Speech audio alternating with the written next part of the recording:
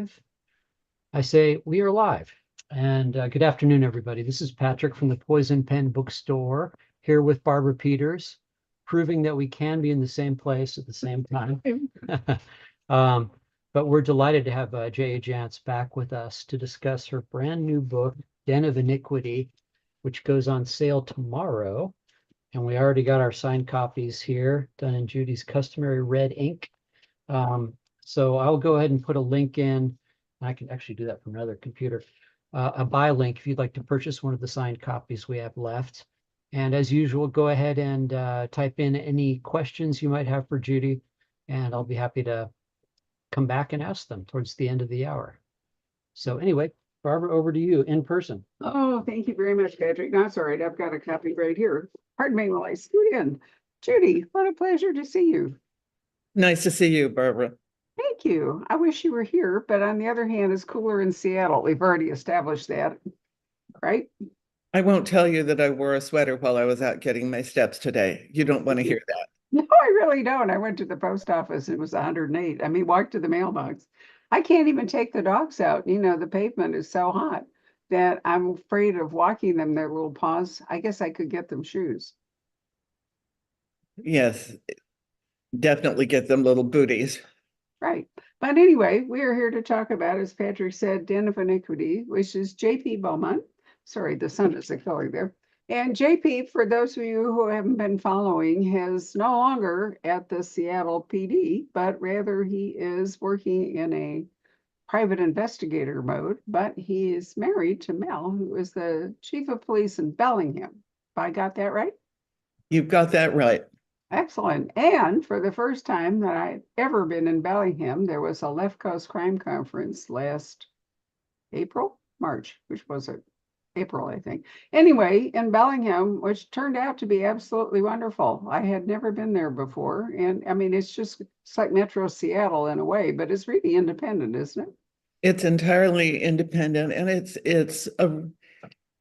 a city with a very small town vibe to it, which is what I like about it.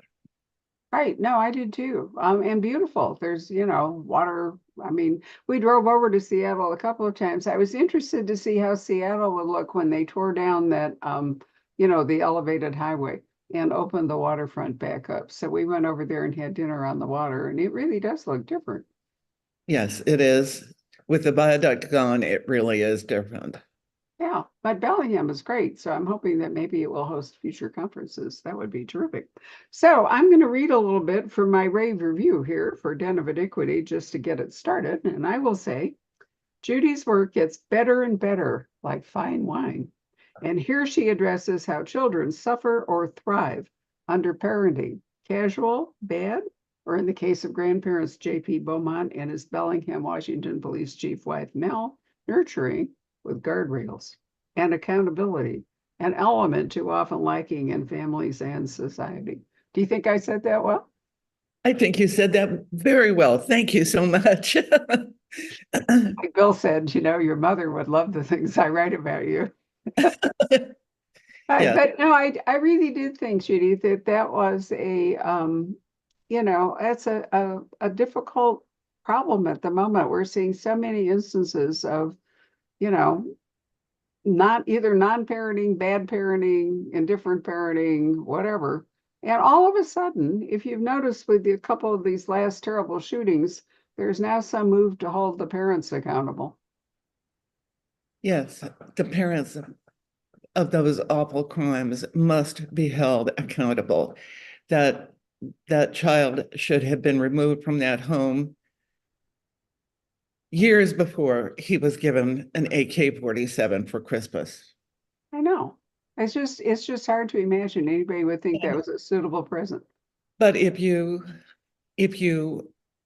are close to one of those situations, you'll see how desperately hard it is to get the child welfare people to move off the dime.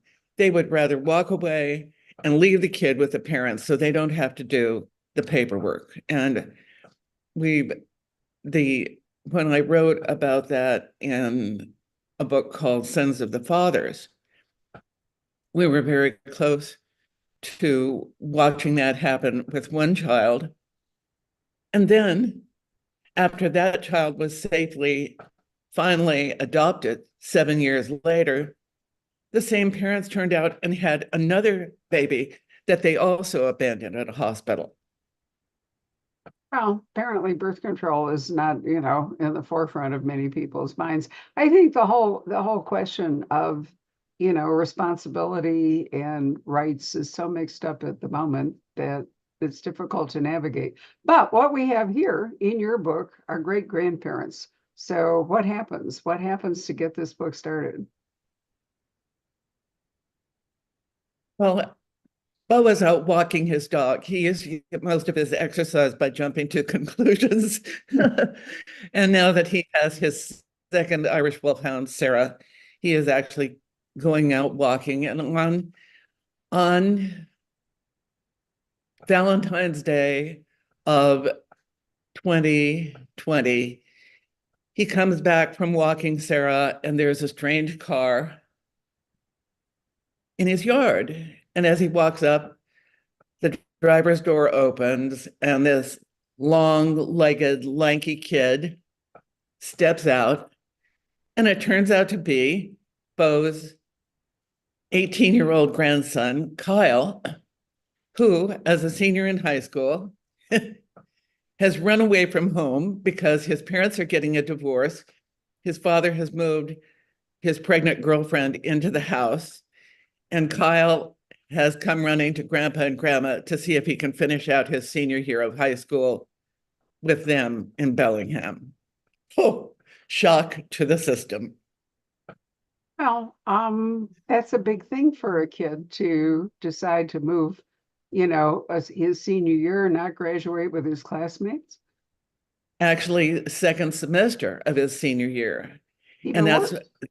Mel instinctively knows that something really bad is going on, or he wouldn't have done that. And of course, Mel is the perfect grandmother because she's a step back. She's not directly involved. She's involved, but she has more perspective on the situation than Bo does, actually. Well, additionally, if she's the police chief of Bellingham, Washington, she probably doesn't have a whole lot of extra time in her life. No, she doesn't. But part of what was fun about writing this book was navigating. It's not just a generation gap between Bo and Mel and Kyle. It's a generation chasm. And there's so much that they don't understand about each other's worlds. At one point, Kyle says to his grandpa, well, how about if we watch The Martian? Well, Bo's thought is, okay, I'm being invited to watch a movie, but is it going to be this Disney-esque little green Martian men? Which of course it is not. The Martian is a thriller about an astronaut being abandoned on Mars and trying to survive until someone can come back and rescue him. So it's a real thriller. And Bo says, well, Kyle has pretty good taste in movies. And then his neighbor, Bo's neighbor, who is rehabbing his 1966 Shelby, Kyle is completely agog over a Shelby. And Bo turns to him and says, Shelby's came out in the 60s. How do you know about Shelby's? And Kyle says, well, haven't you ever seen Ford versus Ferrari, which is another great movie? And so gradually they learn about one another, but Mel's standards for cleaning your room are somewhat more strict than Kyle's parents' standards for cleaning rooms. So there are all of these things going on. In addition, it's just at the beginning of the pandemic. So not only do they have to figure out how to get Kyle into school for second semester of his senior year, they also have to deal with doing it virtually, which was not a picnic for anybody. So that's what's going on at home. But in the meantime, Beau is dragged into this case that's been a long time coming. I have a dog that is now going to help us and bless this conversation by contributing her own voice to That's what's great. going on. I know. Sorry, I apologize. No. Mine scratch at the door when I'm talking and I have to let them in and they leap into my lap. People love dogs, so don't give it any thought. Okay, well, we'll just let Mary bark then. Yep, that's fine. Seattle, like every other major US city, is dealing with this huge fentanyl crisis. And, you see the statistics. There were like 1,400 deaths in 2017, and now there are 4,000 a year. And those are just statistics. Those are the numbers. But this case causes J.P. Beaumont to have to go behind those numbers and encounter some of the families who are dealing with loved ones lost to fentanyl. And the first one he encounters is this grandmother who says, my grandson Darius was clean and sober. The cops are saying he died of an accidental overdose and he was not on drugs or he wouldn't still be in my house. And so that's what pulls J.P. Beaumont into this case. But it turns out that things are not as they would appear. And he stumbles into a situation where a lot of these presumably accidental overdoses are not accidental at all. Well, in fact, the book opens with the death of this one man who, and there's a sort of mysterious figure in it. So that's part of what we see as we move along in the book. So JP or Beau has several shocks at the beginning, but one of them is that he can't figure out why Kyle, who was very close-mouthed, neither JP nor Mel know why Kyle has done this. Now, I will say that I would think it would make it easier. I don't know that you actually dealt with this, but if he's going to be suddenly in a different high school for the second semester of his senior year, he would have been online at home. And now he's going to be online here taking virtual classes. So he would have been not so much with his buddies back, where he came from. And they actually make that offer. You could go back home and be online there. Right. And he says, no, I don't want to be home. And the reason Kyle says that, which comes out in the course of the book, makes Kyle a really stand-up kid. He is a stand-up kid. Both of his parents make some effort to, get him back home. But I like the fact that he doesn't just dump on us when he first arrives, here's why I'm here and why I want to stay with you. I think, you're a real pro as a novelist, and you know that you want to put information gradually before the reader and not just like saga to us when the book first starts. So I was really curious. I told Judy before this started that this book reads so smoothly. I read the whole thing in one gulp. It's so propulsive that once I started, I didn't want to put it down. And one of the things I really wanted to know was, why has Kyle shown up in this, unusual move for a kid in high school? And I like the fact that his grandparents accept that. They don't hammer him. They're going to let him tell them in his own time, even if they would like to pry. Yes, they give him space to tell the story at his own pace, which was, I think, a sign of good grandparenting. Really, very, very good grandparenting all the way around. So the neighbor next door in the car is part of this experience. The dog is part of the experience. And Judy has always been very good at having more than one plot strand in a book. I mean, she usually weaves in several things. And here we have the fentanyl cases. We have the whole thing going on with Kyle, and then we have what, who knows, might actually be some sort of And we have a very unlikely serial killer. right. Yes, we She do. she is not your I don't think I'm giving too much away when I say she is an unlikely serial killer, but she is absolutely deadly. She is. The other thing that I really loved, one of the many things I really loved about this book, do you remember the teddy bears? Those of you who are watching this, I know Judy remembers the teddy bears. They were kind of a hallmark of The Bo. teddy bear patrol, yes. That's right. And so the teddy bears make a reappearance in this book. Well, the thing is, Benjamin Harrison Weston was 5 years old and hiding in a closet during a game of hide and seek when his family, his brother's best friend, and his parents were slaughtered in a home invasion. And that occasion was the first time J.P. Beaumont needed to use a teddy bear patrol teddy bear. He thought having you have to drag a teddy bear around in the trunk of your unit was sort of stupid. But that day he needed the teddy bear, and the teddy bear was there.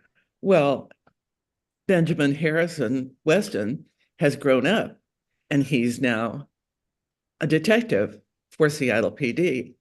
And Darius's grandmother and Benjamin Harrison Weston's mother were good friends.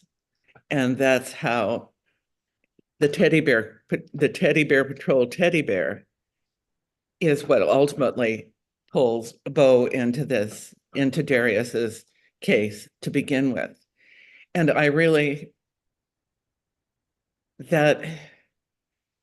the last line in that book is my favorite last line in all of my books, because he's with someone who doesn't have any idea. She's heard about a teddy bear from the grandmother, but she doesn't understand. And she says, "What's this about the teddy bear?" And Bo says, "That's a very long story." And yes, it is. It's a story that has spread through 15 or 16 books now. That's true. I have a comment from somebody. You will love this. Do you know that today, coincidentally, is National Teddy Bear Day? I did not know today was National Teddy Bear Day. I didn't either. So thank you very much for telling us that. I love that. I had no idea. Well, I honestly didn't know that. I didn't plant that. You did. You are really diabolical, Barbara, and I'm sure you intended that fully. But I think one of the things that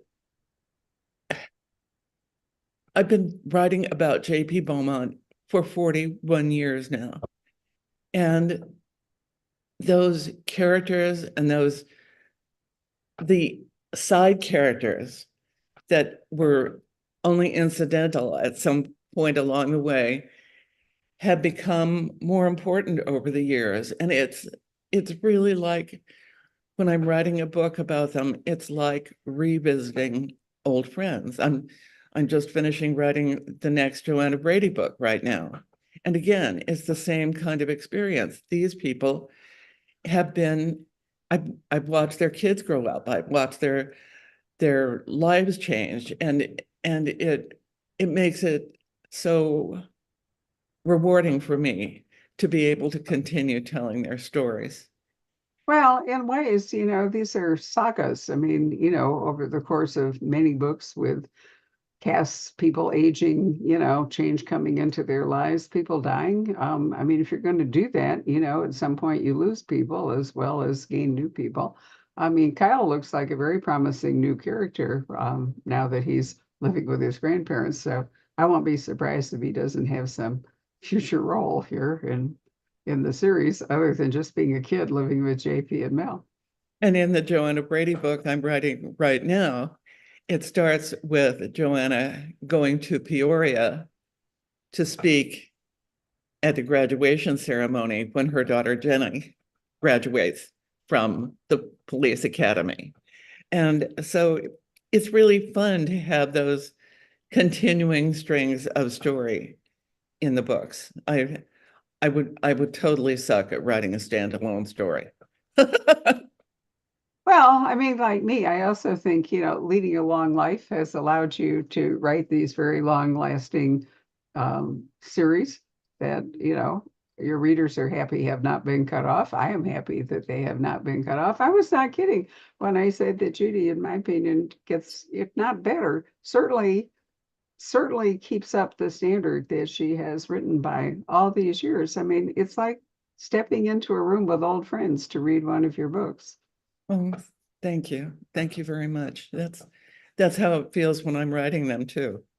So JP or Bo, as we go back, over the years, we've watched him battle alcoholism. You've watched him sober up. Yep. Yeah. His life has not been just, all roses. Well, and we watched him when I first met him. He was a divorced homicide cop with a drinking problem, living and working in Seattle. He was estranged from his kids. There were lots of negatives going on in his life, and gradually, one at a time, those have turned around. And it's been, he's older and wiser because he made a lot of mistakes. So true, just like us, right? Yeah. At one point, I thought you almost flirted with having Bo and Joanna have some kind of relationship, but then you thought better of it, or maybe I just remembering it Well, badly. that was in the aftermath of a very serious life and death police chase. And cops have told me that in the aftermath of those emotional dumps, things that they wouldn't do through a matter of course, because under most circumstances can rise to the forefront. And in that case, Joanna was the one who almost stepped out of line, and Bo said, no, wait a minute. This is not the Hopi way. Right. Now, I thought you damn Allie Reynolds is another interesting character. I mean, she is up in the Red Rock country, so she's north of us here, Sedona and that area. And Allie has an interesting life. How many books are there now in the Allie Reynolds series? Quite a lot. The number 17 Overkill is due out in April 1st of next year. Right. I remember we talked about it because you may be down here for the Tucson Festival of Books. And in that book, here you are, you're in Sedona, you're minding your own business, the phone rings, and it's your husband's first wife calling from jail because her husband is murdered and she's the prime suspect. And what do you do if you're someone in that situation? Well, if you're Allie Reynolds and totally unable to mind your own business, you end up getting involved. Only you would actually think up that scenario in the first place. But I like the Allie Reynolds. I love the landscape. I mean, obviously I like the Arizona books, both down where Joanna is and up here. I feel like the Allie Reynolds case, do you think they have maybe a little more action, or maybe it just depends on the book? I think it depends on the book. It truly depends on the book. And and the set of circumstances, the way they sort out. And of course, since I don't outline, I never know how much action there's going to be in a book until I'm in the middle of it. And Right. again, that's one of the joys of writing. I write the book to find out what's going to happen because I don't know in advance what's going to happen until I get there. Well, I remember a very complicated chase sequence, I think it is. Was it the last alley or the one before, where there, lots of people in motion racing down the highway, that kind of thing? Well, those kinds of chases do happen in the Joanna Brady book, the traffic circle in Bisbee, which is a huge roundabout separating the various neighborhoods of Bisbee. That becomes central to the crashing climax in the book. I'm actually, I'll probably send that to New York tomorrow. And that was my goal when I started writing that book earlier this summer, was to have it in New York before Den of Iniquity went on sale. And so if I can have it in New York by tomorrow afternoon, I'll feel as though I've made my goal. Absolutely. Well, you do have two different publishers too, so that, maybe the right hand doesn't know what the left hand is up to in that sense. No, they know. They They know do. because I've been bleeding about it. Oh, okay. Well, if you're the tattletale, then what can we say about all that? I did, I really like Kyle. I think, as a senior, I think it's great that you're able to write a teenager so, what feels like accurately. I mean, maybe he's just a special teenager, but, you know, you're a long way from being one, and I thought you did it very well. Thank you. I'm fortunate in that I have an 18-year-old grandson, and Ah, I think a lot of my grandson Colt shows up here and there in Kyle. well, your Good kid. grandson Cole must be a good kid. Yeah. Right. So, but I also felt, as I say, that you like welcoming characters into your books, and then you don't like to give them up. So I felt like Kyle, is now maybe in a place where he'll be a continuing part of the Beaumont series. I think one thing that intrigues me about writing is that stuff shows up in my books and I put it in, and I don't realize until after I've done it where it actually came from. Uh, in this book, one of the crises in Mel's life as the police chief is the discovery that the local high school music teacher has been molesting students at the high school. And of course, that puts Mel's whole department front and center. And I wrote that whole sequence without figuring out until after I had finished where it came from. When I was in high school, my sophomore year, I was in girls' trio. So for that 1 hour a day, there were 3 girls and the accompanist in class. And sometime in the course of second semester, the teacher began teaching us how to breathe. Now, by and large, I don't believe people breathe through their boobs, but that was what he was doing. So we talked it over and we decided that we were going to quit. So I quit. The other girls stayed in girls' trio, presumably continuing to learn to breathe. I joined a band, and I was in the band for my junior and senior year. But it wasn't until after I had written that whole sequence that I realized that that piece of story came from my own history. And of course, the outcome in real life was that nothing ever happened to the music teacher. Nobody called him on it. As far as I know, no action was ever taken against him for any reason. I'm sure he did it over and over because that's how pedophiles work.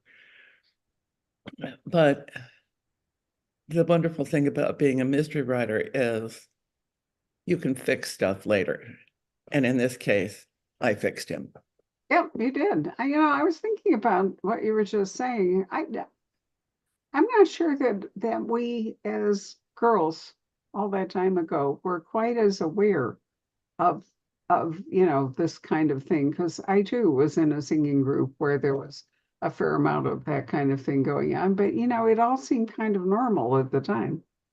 And we were schooled to just sort of go with the program and not make waves and not cause trouble and blah blah blah. And of course, it's a different world now, and I'm glad that young people are feeling empowered to speak up about it. But I'm also hoping that young people reading this book, if they haven't been empowered, might consider empowering themselves. An excellent point. So you've mentioned that you have an Allie Reynolds coming out. When are you expecting Joanne to reappear? Next fall? She should be here next fall. Joanna, the first book I wrote, the book that was never published, which was based on a very thinly fictionalized version of that real serial killer case in Tucson in 1970. That book was called By Reason of Insanity. And I was getting ready to write this book, and it has a guy who is really nutso. I thought, I've got that perfectly good title on the shelf that I've never used. And so Joanna Brady, the upcoming Joanna Brady book is called By Reason of Insanity. Excellent. Where did you get the title Den of Iniquity? It's an interesting title. Just thinking about that particular killer. Okay. So female serial killers are a rarer breed as a general rule, and usually it's not a sexual thing as much as it is other motivations and all. Did you just imagine her, or did you actually do any kind of look at? I made her up. You made her up. Well, of course you did. That's what you can do. But I didn't know if you had, I made it from scratch. right. But it is true that there are fewer female serial killers, at least so far as we know. There are fewer, although, if you go back and look at Victorian poison, all that thing, I think there's some evidence that there were a lot more Well, and by women than, when it wasn't so detectable. And she is a traditional female serial killer in that regard because she uses poison. Mm. Right. And What I'm saying is that sort of, truism about there are fewer women serial killers may not be as true as it sounds. It may just be that fewer of them have been identified. Well, I think the people who get caught are the ones the cops look at, and the ones they don't look at don't get caught. Well, I think that oftentimes female killers are not as violent because they're physically not really able to do some of that. And so maybe that's why they can sort of fly under the radar. One thing that came to my attention while I was writing this book is I read an article by a young woman who was caught up in witness protection. She was a little girl when her mother was put into witness protection. And when you hear the words witness protection on TV, you see, okay, they're going to take this person away from this terrible situation and they're going to put them in this little bungalow house with a white picket fence in a nice neighborhood, and everything is going to be hunky-dory. But it turns out that is not the case. And those kids end up living in a terrible limbo because none of their IDs add up Their birth certificate isn't real. They can't get passports. They can't travel. They can't do anything. And so that's one of the things I learned while writing this book. And I tried to make that a part of this story, because the reality for those kids, they interviewed several of those kids, and they're all living in this awful limbo. And I needed to find a way to fix that limbo for at least one young woman. Well, oftentimes I think we imagine witness protection is, for some Right. guy that's going to stool on the mafia or something. And we don't really think about it. Could be for a whole family or, or children. Yes, and that's what it was in this case. And so this person who initially appears to be a monster in her own right turns out to be a victim as well. Yeah. Well, I think um, there's so many strands to this story, but as I said earlier, it reads so smoothly that, and they all come together. Judy is such a pro, she never leaves you with like a whole plot strand hanging out. There's never like, the cliffhanger, tune in for the next book or something. And, for somebody who doesn't plot, you always have a very seamless one. How does that work out? Do you do a lot of rewriting to get there, or does it just, you know, No, years yeah, of practice, it all comes together? I write to the end, and then I revise it, and then I send it in. So No, basically it's like one revision. exactly. Exactly. One Was it revision. always that way, or have you just gotten better over time? Oh, it's pretty much always been that way. I think I'm an instinctive storyteller. I think I don't think that's something that can be taught. Someone told me recently, well, in every one of your books, there's some moment of reconciliation. And I said, oh, I never noticed that before. But in the book I just finished writing, hot damn, there it is again. Well, I think that's true. And because so much of your books are family oriented, you write them in a way that the family, at least the, family we're following in the series is not hopelessly fragmented. So considering all the stress that you put them under, you do have to have, for them and for the people they're dealing with, some reconciliation or it would all fall apart.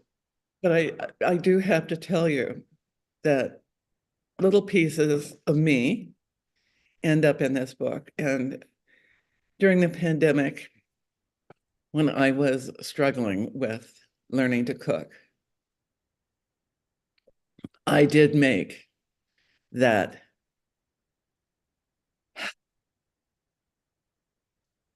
Yes. that chicken curry with the eye-popping tears.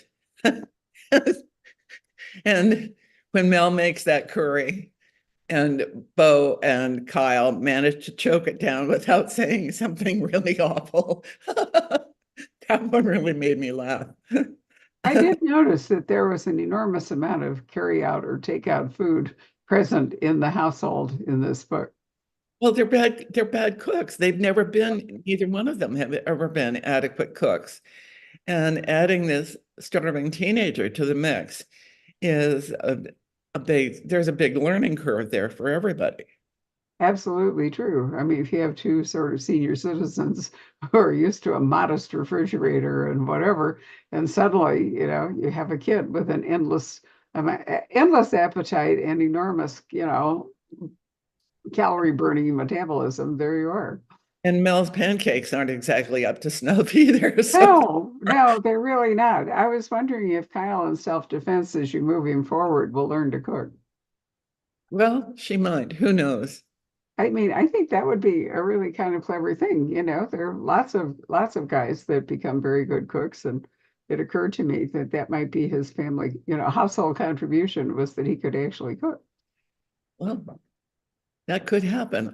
I'm not saying it won't, Oh, but it's an interesting proposition. it is an interesting proposition. See how real these people get when you read Yes, about them, and you're you talking about him like he's real. exactly, I'm imagining a future for him. I mean, it's really easy to identify, to become, I don't want to say invested, but to feel like you really know these people, that they're just part of the fabric of your own life.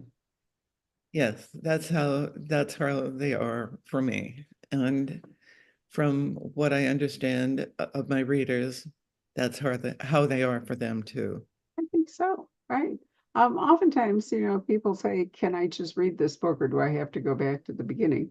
And as I previously mentioned, Judy is a great plotter, however she gets there.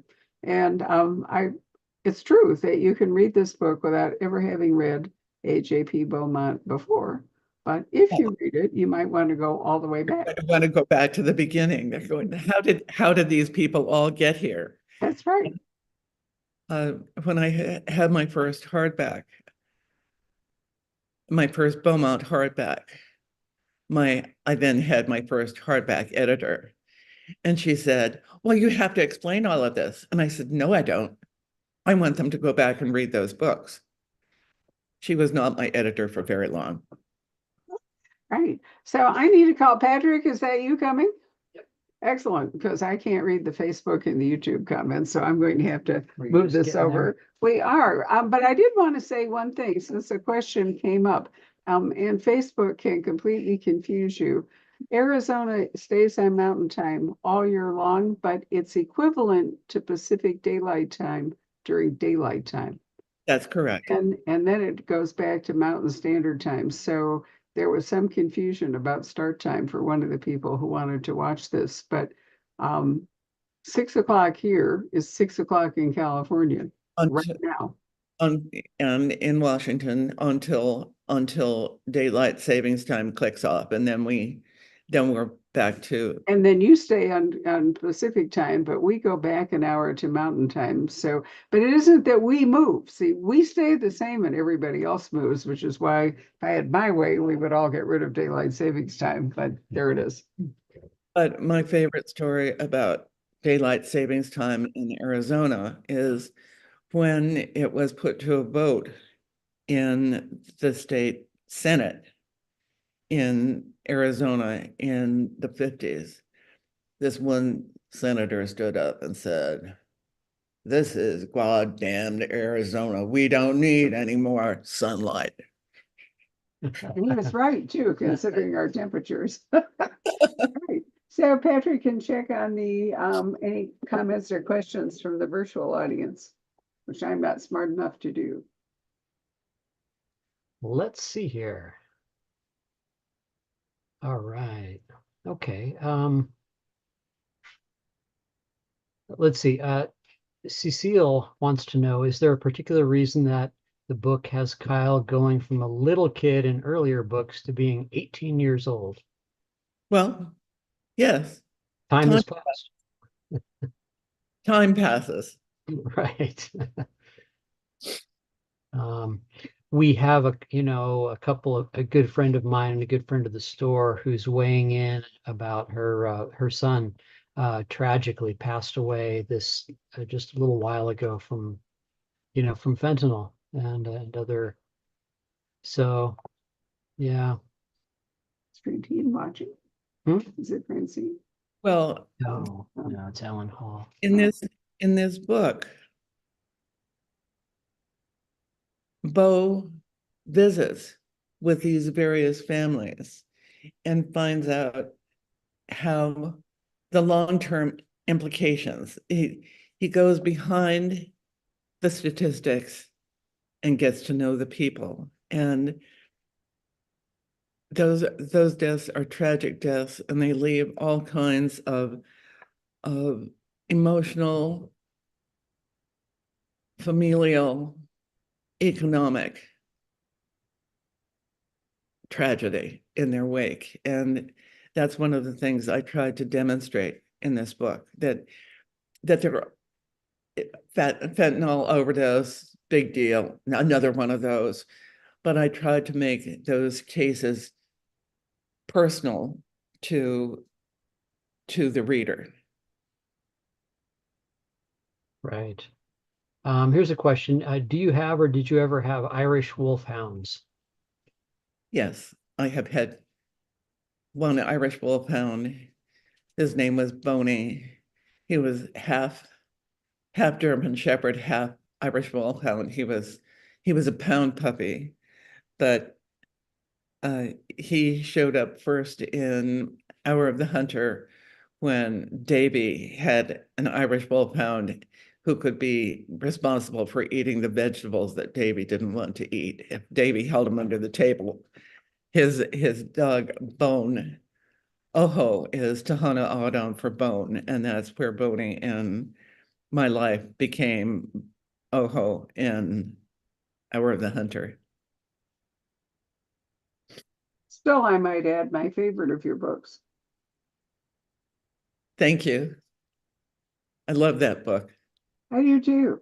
I really do. There were, I mean, that's so much of your life, is the basis for it. But I learned a lot about Arizona, about the Tohono O'odham and all that I would never have probably come across, Judy, if you hadn't written that book.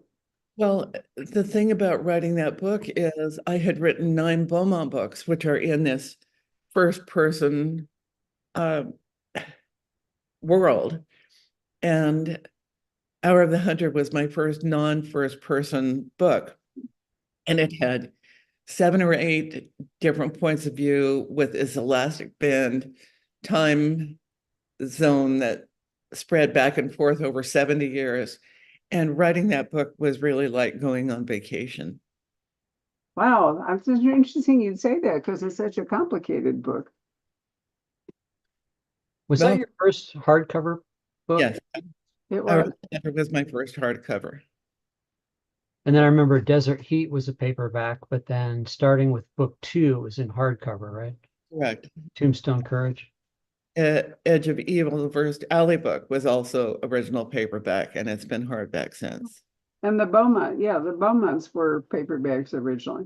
There were 9 original paperback Beaumonts before there was a hardback Beaumont.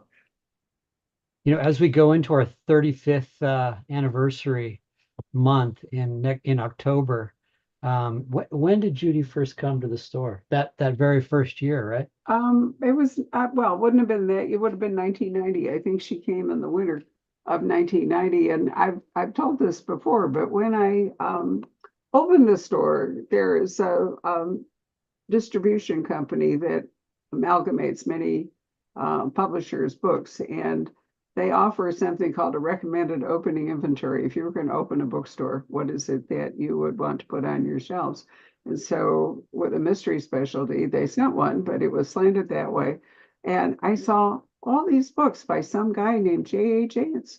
And I thought, well, they're all paperbacks, and I thought, well, okay, if the Ingram Book Company thinks that I should order all these, Seattle detective by this guy, probably a cop, I thought. I will order them. So imagine my surprise when Judy walked into the store in the winter, and I thought, you've always written as J.A. Jance, though, haven't you? Was that a deliberate strategy?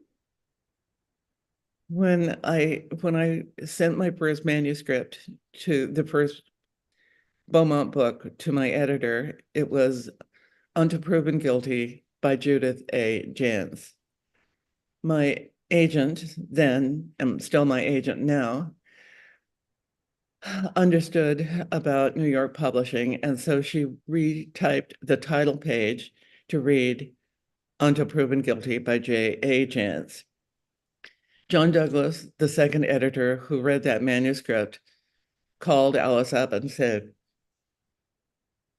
boy, the guy who wrote Unto Proven Guilty is a good writer.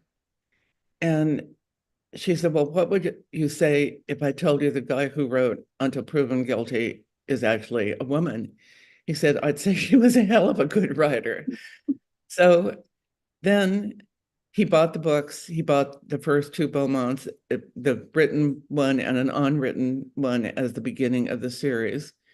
And then 2 years later, marketing got a hold of it and they said, no, no male readers are going to accept a police procedural written by somebody named Judy. We want to use your initials. And so that's how J.A. Jance came into existence. But over the years, I've really come to appreciate it because writing out J.A. Jance is way easier than writing out Judith Ann. Absolutely true. No, I agree with you, but that's the reason for those you're wondering. I always call her Judy. I've never been able to call you J.A. It just doesn't work for me at all.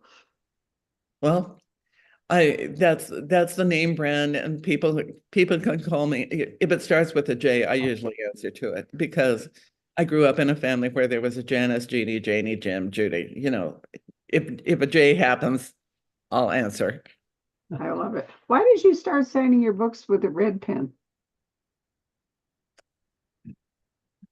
Because in the early days, back when there were B. Daltons and Walden Books and Little Professors and little independent books everywhere, I would go with Bill on business trips, and we went to bookstore after bookstore up and down the West Coast. And I would go in and I would say, I'm J.A. Jance.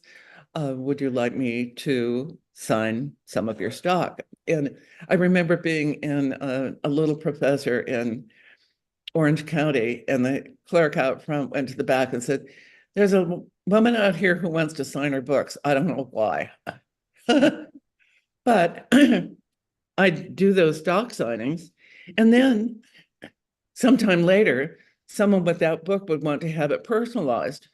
And then I'd need to go looking for the right color pen to make it work. So by the third book, I started signing in red ink.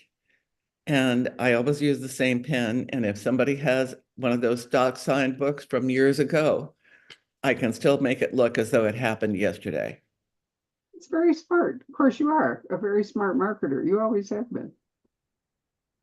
So there are a few rare signed J.A. Jance books that are not in red, but those would be before the third book. Yes, those would be. Interesting. When the second Beaumont book was coming out, Bill and I got married in December. And then 5 months later, I went from being the bride to being the mother of the bride when my stepdaughter got married. And so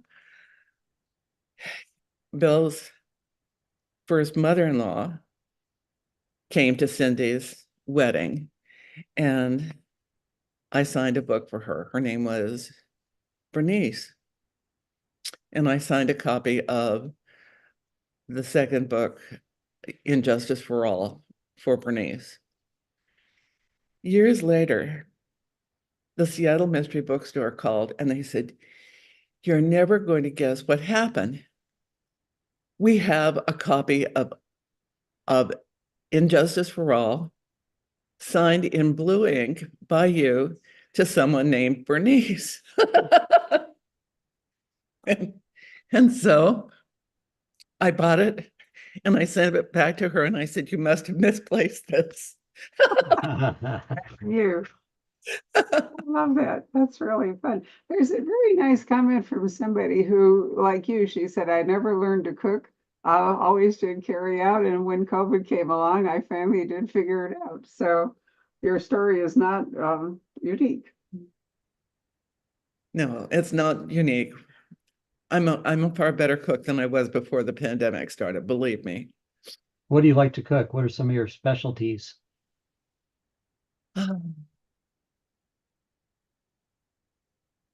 I've learned how to how to do pork chops so that the crust actually stays on them. I can do a nice white fish now and get it to be cooked without being dead. I've learned to cook a lot of stuff. Excellent. That's great. Right. Any other questions there, Patrick? I think they're mostly comments, Judy, talking about how much they love your books and relating to things in them personally. Right. Right. Anything going on with the Walker family books? I know you had one not too long ago, but right now, not right now. Although okay. some of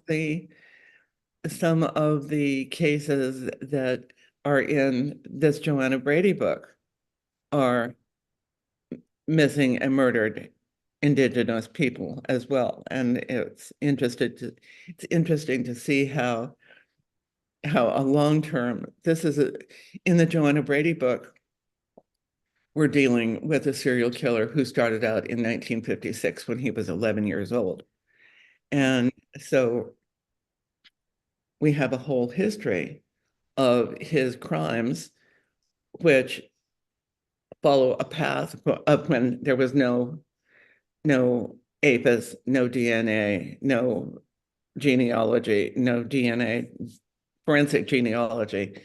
And it's interesting to see how that has impacted his career as a serial killer, what kind of steps he's had to take to counter the changes in policing as he's been doing this for decades. Well, Judy, it's really been a pleasure as always to talk to you. Let me remind everybody that Judy signed copies of Den of Iniquity, which goes on sale tomorrow. Although you mail order customers, your books are already in the mail. Oh, joy. And I'm hoping that we'll see Judy in April if all works out back here at the store, which will be really a treat. So thank you. Thank you, Judy, for spending time with us. And thank you all for watching. It's been fun. Bye-bye. Bye.